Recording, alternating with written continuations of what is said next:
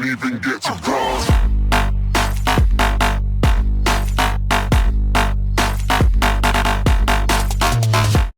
Witajcie w kolejnym odcinku na moim kanale. Spider-Man to prawdopodobnie bohater, który występuje w każdym uniwersum w niezliczonych postaciach. Jedną z tych postaci jest dinozaur T-Rex, który posiadał moce pająka. Potrafi tak samo strzelać siecią z rąk, a raczej kończym przednich i przemieszczać się po ścianach i sufitach. Jego historia ma początek na prehistorycznej Ziemi 66. T-Rex zwany Norranosaurman ścigał wraz ze swoimi kolegami Pteranodona, czyli latającego dinozaura, który nosił imię Pterptarker. W momencie, gdy Norrano ugryzł Ptarkera, obydwoje uderzył spadający z nieba meteoryt. Z meteorytu wyszedł rój dziwnych pająków i pogryzł zarówno T-Rexa, jak i Pteranodona. Po tym incydencie obydwoje zamienili się ciałami. Od tej pory słaby Pteranodon, Pterptarker, był w ciele T-Rexa Norrano, a T-Rex Norrano trafił do ciała Pteranodona Pteraptarkera. Ich ciała pokryte były osobnymi kostiumami. T-Rex miał kostium Spidermana, a Pteranodon kostium przypominający zbroję zielonego goblina. Pteranodon zaczął ścigać T-Rexa za kradzież jego ciała. Pterptarker w swoim nowym ciele wystrzelił z przednich kończyn sieć i chciał wskoczyć na gałąź. Jednak był zbyt ciężki i gałąź pękła. Tym samym spadł na Pteranodona i dwa przypadkowe dinozaury, zabijając je w jednej chwili. Po tym incydencie zrozumiał, że z wielką siłą wiąże się wielka odpowiedzialność. Dalsze losy Spider-T-Rexa są dość ciekawe. Poznał on niestety mroczną półboginię Satrę, kreatorkę roju pajęczych os, które na jej rozkaz miały kreować multiversum. Został zainfekowany i dołączył do jej roju. Tak samo jak Spider-Man Biodroid z innego uniwersum, który był pół człowiekiem, pół droidem. Zostali wysłani do innego uniwersum w celu pokonania istniejącego tam Spidermana. Owym Spidermanem był Norman Osborn. T-Rexa i Biodroida na krótko powstrzymał kolega Osborna, który także był Spidermanem. Był to rój pająków układający się w jedną całość przypominającą człowieka i noszącego czerwono-niebieski kostium pająka. Powstał w taki sposób, że Peter Parker wpadł do tego roju i pająki pożarły go żywcem, przejmując jego świadomość. Od tamtej pory